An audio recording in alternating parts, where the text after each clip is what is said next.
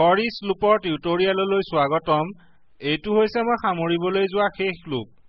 এই লুপৰ বুনিয়াদী মূলতত্ত্ব হৈছে ই এৰে এটাৰ মানসমূহৰ দ্বাৰা লুপ হ'ব বা এৰে এটাৰ উপাদানসমূহৰ দ্বাৰা মোৰ মনত আছে যে মোৰ পূৰ্বৰ টিউটৰিয়েলত মই কৈছিলো যে এৰে এটাৰ উপাদানসমূহক আইডি ট্যাগছ বুলিও কোৱা হয় এৰে এটাৰ উপাদানসমূহক আইডি ট্যাগছ কোৱা নহয় যেতিয়া আপুনি এটা এৰে মান একো কৰে ইয়াত এইসমূহ হৈছে আইডি সাংখ্যিক আইডি কিজ বা ট্যাগছৰ দৰে গতিকে মই তাৰ বাবে ক্ষমাপ্ৰাৰ্থী যি কি নহওক আহক আমাৰ for each লুপলৈ ঘূৰি আহো এতিয়া আমি এৰে এটা নিৰ্মাণৰে আৰম্ভ কৰিম মই ইয়াক কম নাম্বাৰছ আৰু ই এটা এৰে আমি এতিয়া এইসমূহ নিৰ্মাণ কৰিব লাগিব মই আপোনাক এইটো মোৰ পূৰ্বৰ টিউটৰিয়েলছত দেখুৱাইছিলো আৰু আমাৰ সংখ্যাসমূহ 1 2 3 4 5 6 7 8 9 আৰু 10 লৈকে আছে ঠিক আছে গতিকে for each এটাক এনেকুৱা হয় গতিকে আমাৰ for each আছে আৰু তাৰ পাছত ইয়াত আমাৰ শৰ্ত আছে বাৰু মই ইয়াক কি বুলি মাতিব লাগিব নাজানো গতিকে আহক মই কওঁ এৰেটোৰ নামটো হৈছে নাম্বাৰছ আৰু তাৰ পাছত আমি কওঁ এজ আৰু তাৰ পাছত আমি কওঁ ভ্যালু গতিকে আমি ইয়াক যিকোনো নাম দিব পাৰো আমি ইয়াক যিকোনো ক'ব পাৰো কিন্তু মই লিখিম ভ্যালু আৰু তাৰ পাছত মাজু বন্ধনীৰ ভিতৰত মূল কমান্ড হ'ব echo value আৰু আমি শেষত এটা শাৰী অন্তকাৰক যোগ কৰিম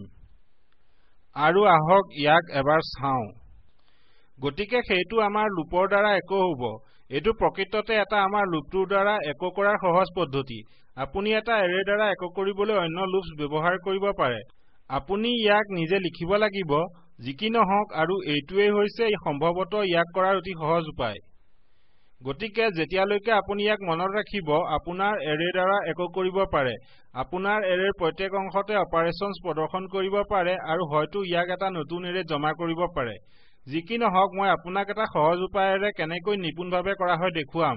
এতিয়া মই কৰিব লগাটো হৈছে মই 2 গুণৰ তালিকা কৰিম গতিকে মই ইয়াক বৰ্জন কৰিম আৰু নিম্নলিখিতটো কম গতিকে ইয়াত এৰেটোত মোক সংখ্যাটো লাগে টাইমছ 2 ইজ আৰু তাৰ পাছত ইয়াৰ বাহিৰত নতুন মানটো হ'ব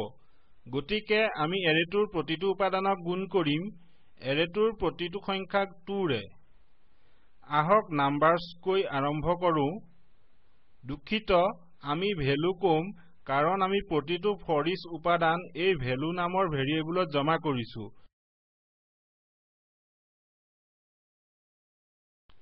গতিকে ভ্যালু হৈছে এই সমূহৰ প্ৰতিটো লুপটোৰ দ্বাৰা সেইবাবে ভ্যালু টাইমছ 2 ইজ আৰু তাৰ পাছত আমি কিছু বন্ধনী দিম ভিতৰত আমি লিখিম ভ্যালু টাইমছ 2 মনত ৰাখিব এইটো এটা গাণিতিক অপাৰেটৰ এটা আৰিথমেটিকেল অপাৰেটৰ যি মই আপোনাক পূৰ্বে দেখুৱাইছিলো এইটো এটা গাণিতিক অপাৰেটৰ কিন্তু শুদ্ধ নামটো হৈছে আৰিথমেটিক ঠিক আছে এইটো 2 ৰে পূৰণ হ'ব এতিয়া এইটো মনোগ্ৰাহী কৰিবলৈ মই কৰিবলগীয়াটো হৈছে মই ইয়াক এটা পূৰণ হিচাপে বনোৱা এটা নতুন ভেৰিয়েবল হিচাপে আৰু ইয়াত মাল্টিপুল 2ৰ সমান হৈছে গতিকে আপুনি এতিয়া অনুমান কৰিব পাৰে যে মই মূলতঃ তাক সলনি কৰিছো ইয়াক মই বিচৰা দৰে সলনি কৰিব পাৰো আহক ইয়াক লোড কৰো আৰু ৰিফ্ৰেছ আমি অন্তকাৰকটো পাহৰিলো গতিকে আহক তাক ইয়াৰ শেষত যোগ কৰো ভাল আমি এইটো পঢ়িব নোৱাৰো দুখিত 1 পূৰণ 2 হৈছে 2 2 পূৰণ 2 হৈছে 4 এইদৰে 10 পূৰণ 2 হৈছে 20 পৰ্যন্ত আমি জানো যে এই সকলোবিলাক শুদ্ধ আমি ইয়াক সলাব পাৰো আহক কওঁ আমাক 10 গুণৰ তালিকাখন লাগে ৰিফ্ৰেছ 1 পূৰণ 2 হৈছে নহয় আমি এইটো 2 পূৰণ মাল্টিপুললৈ সলাবলৈ পাহৰিলো